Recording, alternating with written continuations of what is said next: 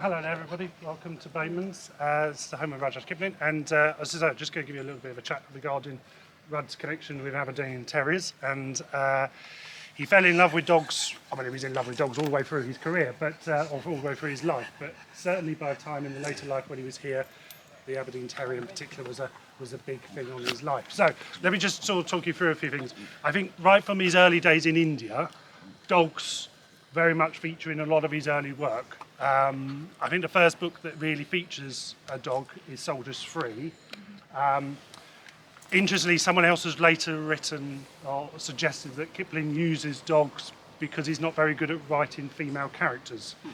And so he finds it easier to actually write about a dog, and the dog, in essence, becomes everything that he wants a woman to be, rather than necessarily actually writing a woman's part, which I think. Women, if you like, but I think that's. I feel flattered. I'm flattered. Well, I think that's indicative of maybe us slightly looking through 21st century eyes as well, but also I think the reality is Kipling wrote what he knew about, and if you look through all of his work, whether from the early days or later years, he wrote what he knew, and should we say you've only got to read his book, his poem, the Female of the Species, to maybe ascertain what his take on some of more women in a wider perspective. Anyway, but he writes a few books, but the first book he really features a dog in particularly is a little short story called Garam the Hostage, which is about a little bull terrier. This is his last book he writes, really, or his last story in one of his Indian books.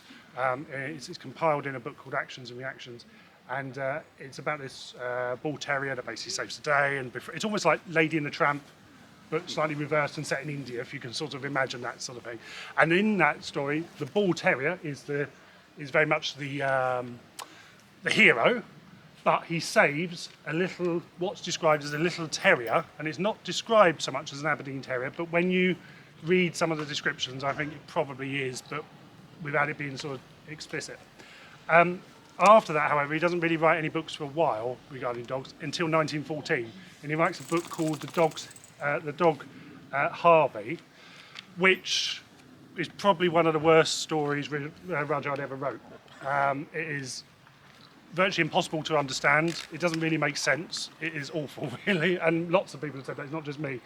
The reality is, I think 1914, there's a lot going on, obviously, in the world, a lot going on here at Bateman's as well with his son John, and whether he will join up and fight in the First World War, Kipling being involved in a lot of the processes and involvement in the First World War leading up to that point. And so I think his mind is just elsewhere, and as a result, that story suffers. But it lays a seed of, can he write more stories about dogs? He doesn't do anything for a while until 1928, when he has this little little story produced, which is a little story called The Supplication of a Black Aberdeen. Now, he writes this little story, and it is published in the Strand magazine, most famous obviously for the Arthur Conan Doyle stories a few years earlier than that. And he writes this story almost as a bit of light story, just to basically earn a few bob. His wife is very keen to manage the accounts, and this is a good way of basically making a few pennies by producing a very tiny little book, tiny little story. It's not the greatest story in the world, but what is important about it is it goes down like a bomb. Absolutely goes off, and everybody loves it. It's panned by the public and the literary critiques, but the public love it. And so it sort of, again, I think lays a little seed in his mind. Now, the reason he wrote about a Black Aberdeen Terrier in this book is in 1924, Elsie, his last child, his surviving child after John's death and Josephine, the eldest daughter, they both die.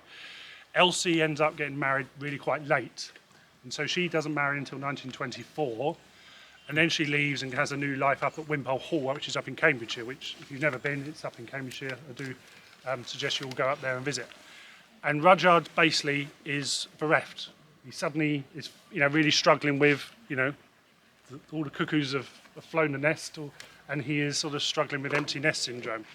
And so he gets a dog, and that happens to be an Aberdeen Terrier. Now, whether he had a great love of Aberdeen Terriers before then, we don't know, but that's where it all starts. And then he has various Aberdeen Terriers all the way from that day forth. Because that book there is such a big success, he decides what he would do is actually do a proper story rather than just a little story, a bigger story, and that comes out in 1930. And there's this book, Thy Servant the Dog, which probably most of you might know. And it's split into 3 different stories. But what is interesting about these is these books, or these stories, are told actually by the dog. So unlike a lot of the other books up until this point where Kipling talks about, oh, then the dog comes and saves the day, this is actually told by Boots, the character on the front, who basically, he uses the language in the book to basically give the impression that a dog doesn't really have a great deal of intellect, but has enough to understand the story, and he plays dumb in certain parts, and so the whole story is about the dog trying to work out what's going on in the world. And this is absolutely panned again by the critics. The critics absolutely hate it, but the public love it, to such an extent it sells 500,000 copies in the first 6 weeks alone, which is the astronomical levels in there. Now this is by no means one of the most famous Kipling books, and it shows you how famous and how more popular even some of the other books were in Kipling's life, but it really shows you how much of an impact these books do have on the public. He writes a couple of other little books after that and other stories. The next one he writes is this book called his Apologies, which again is a short story which is published in the Cosmopolitan magazine, before then again being published. And again, this is a good, it's written on basically from the position of a dog. It's written as the narrator is the dog. And then after that, basically the dogs take over the publishing world, or the publishing company of Kipling's decide that dogs was where the money is, and so a number of books are basically published shortly after. They then have collected dog stories, which are basically all the stories we just mentioned republished, and they republished in 1934, along with a new story called The Sea Dog, which again is about a little terrier that is on a boat in the middle of the Atlantic, and it basically saves the day by, anyway, it saves the day. Don't ruin the ending. Yeah, that's right. So that's The Sea Dog. And then he then writes another little story called Team, which is again a very interesting little story about a terrier, and it is written from the perspective of the terrier. And if that isn't complicated enough, the terrier happens to be French, and the dog does not understand English. So it is a very interesting book. It's about this dog who basically comes to France slightly by mistake, and he's a truffle hunter, and he travels around Sussex basically sniffing out truffles and having an adventure as a result. Now that is published 2 weeks before Rudyard dies in 1936, early January 1936, and that becomes almost his last story published in his lifetime. And then that is recollected in another set of books. Again, the publishers know how to milk a situation by calling a new companion of books called Other Dog Stories. They know how to continue the saga, as it would be. So that's a little bit about Kipling. Those, if you want to see or get most of those stories, most of them being put together in this book, basically is basically a collection of the books that are in dog stories and other dog stories all together, as it would be. It's not all of them, but it's 90% of the ones I've just talked about. If you want that, that's available in the shop. There's not many of these left actually, and it's about to go out of print. So if you want them, this is probably a good time to get that, as it would be. Nice pitch. Nice That pitch. we are going to rush down and get copies.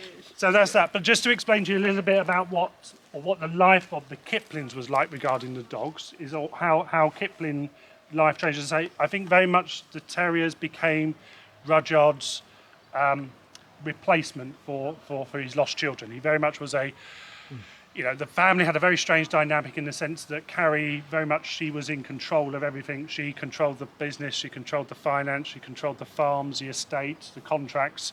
And Rudyard, in essence, was almost like a stay-at-home father in the sort of modern-day 21st century views. And so when the children all left or died, he actually found it more difficult to go on rather than actually carry. But just to give you a little bit of a sort of an insight to what the Kipling's life was like here with the dogs. It says here, this is one of the reminiscences from one of the members of staff. It says there was a number of dogs, blah blah blah blah. There was a number of dogs here over different years, but the two main ones for long period was there was a terrier called James, who was presumably named after Henry James, who Rudyard was very good friends with. And then later, a new dog called Malachi, who most people couldn't pronounce correctly, so they referred to as Mike. The dog always lay under the table with his head on his master's feet. And when he died, this is James, Kipling was really heartbroken.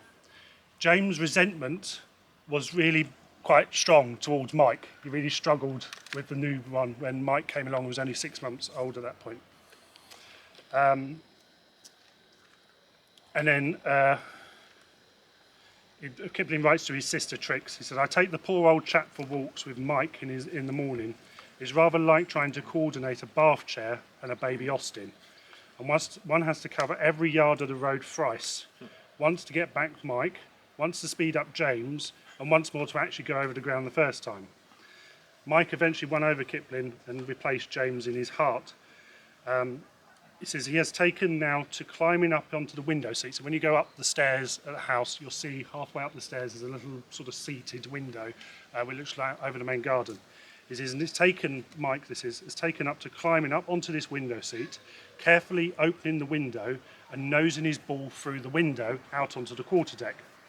He then comes down to me with a long tail and a long face, moaning that he's lost his ball.